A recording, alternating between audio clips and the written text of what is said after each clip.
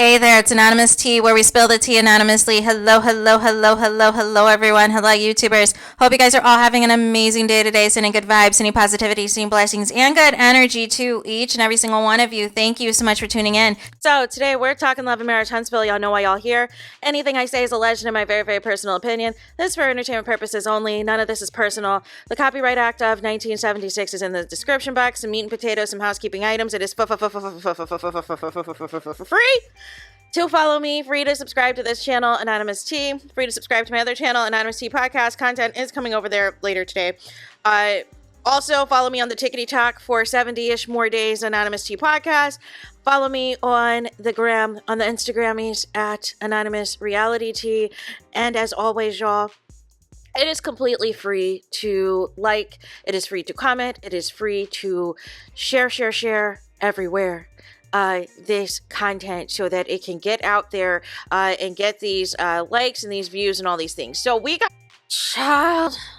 I just got out of the last portion of that Carlos King Mr. Mondays with Dustin.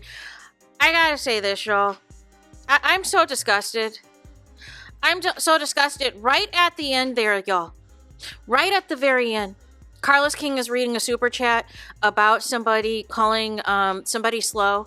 I think they were calling, I don't remember which one. It's irrelevant, right? Here goes Carlos King, right? It is not nice to call somebody slow.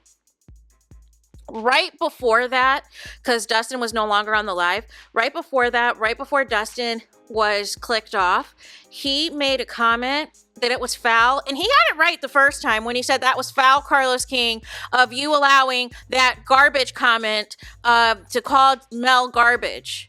Mel, who you would not have the show if it wasn't for Mel. And Dustin reiterated that, you know, in the scene when Trish calls Mel garbage, you know, that wasn't right. I didn't like that. That was uncalled for. That was out of order. That was out of bounds. Do you know Carlos King starts laughing? Carlos King hates Mel, and you cannot tell me anything different, y'all. There is nothing you can say, nothing you can do to convince me at this point that Carlos King likes Mel. And that the intent is to run Mel off this show or to force Mel to be too, you know, stressed out or emotionally, you know, over it or mentally drained or whatever to where she walks away, whether it was during the season, whether it was at the reunion or after or whatever. That is his intention. Because Mel has said before she's thought about walking away. This live, y'all, at least from the part that I came in on when they were talking about Love and Marriage Huntsville, Carlos King gave so much grace to BS. Not once did Carlos King ever utter a word that defended Mel. Dustin was the only one who, you know, really kind of correctly outlined why Mel is the way she is and felt that, you know, complimented Mel being fresh face, but said that her at the bachelorette party, which I'm glad he agreed that nobody liked that location. And Destiny, you're a fool because Carlos King is laughing at you once again. You've been getting dragged up and down these messy Mondays that all your events are low budget and trash and ghetto. Carlos King doesn't defend you not one time and laughs in your face. And this is what happens when you sell your soul, people. This is what happens. He is laughing right at you, Destiny, because he knows that you are broke and he knows that you're a joke. So nonetheless, Dustin, you know, he calls it. He's like, listen, why should I feel a certain type of way? He saw that Trish obviously was gassed up. He said Trish probably felt a way that Mel ate her up at their last interaction together. And she got some pep talks from Kimmy and Destiny's of the world and Tisha on how she should probably approach Mel and try to get, you know, try to, you know, get hyped up. And Mel, you know, Mel has a right to feel a certain type of way. Listen, y'all trying to ambush me. You're trying to bring yet another woman who is linked to my ex-husband. And whenever y'all did y'all thing, we were at least at the time married, whether it was estranged, separated, or we were about to divorce. Fact of the matter is, we were still married. And you can't take away the fact that there have been plenty of times when Mel and Tel have been estranged or separated that she has gone back to him. So nonetheless, you're out here on this show now trying to play in her face and now say you got a problem with her.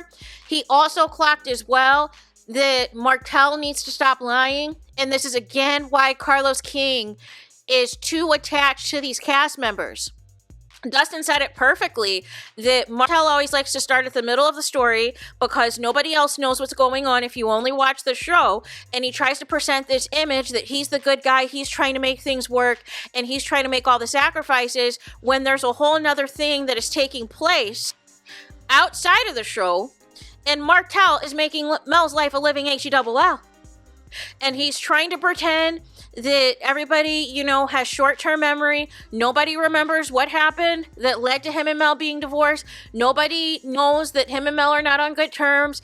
And Dustin said that's a bold-faced lie, that off-camera, him and Mel are thick as thieves, that Martell and Mel are talking it up and chatting like besties on the phone. No. Not the case at all. Not the case at all. So that was on that. Carlos King spent a significant part of time going hard in the paint for Ken and Tisha. And it was very weird, very awkward, and very disturbing, you guys. I don't know if he's missed the 20,000 times that Ken and Trish have been on this internet calling their scenes fake, saying that they're actors, saying that they had to play things up for TV, and then you have to go in here and go out on a limb and look crazy talking about this is real. They've never been exposed to reality TV before. They're just like the Core Six when the Core Six just started filming their first season. You can look at them and tell that they've never, they've never, put in their vision board they were going to be on reality TV one day. Trish really is. She really does have a big time government job, this and that. That government job didn't look like Trish had that when Ken was like, I'm about to disappear with the money. It didn't look like she had a government job then. It looked like Ken was the job. So it's the lies for me. It's the gaslighting for me. It's really trying to make Ken and Trish happen, which means they're going to be back. And you're trying to sell a false narrative to make them seem like they're likable people. And you're not going to convince anybody that a woman who is proudly out here with a husband and a boyfriend and up here lying to everybody that person needs to be liked. It's one thing if everybody knows their situation, everybody knows their position, and they're cool with it. It's one thing if her and Marquez said, you know what, we're going to have an open marriage. It's one thing if they said, hey, we're going to be swingers, we're going to do X, Y, and Z, da. That's not the case. This is a case of a woman who does not want to let go of her husband. Because if she did, she would have divorced him a long time ago. And she doesn't want to let go of Ken, but she doesn't want him either. But she wants him to reap the benefits that he provides, which is the grown-up stuff and what he does for the kids. So, nonetheless, that's really what it boils down to when it's all said and done. But way too much time spent on trying to make Ken and Trish happen. Trend, we don't care. It is a waste of a casting choice, and all it just shows is that we are in the pits of HE-double-L. This is the best we can come up with. And nobody wants to be on Love and Marriage Huntsville, Carlos King. Nobody if Ken and Trish is the best that you can do.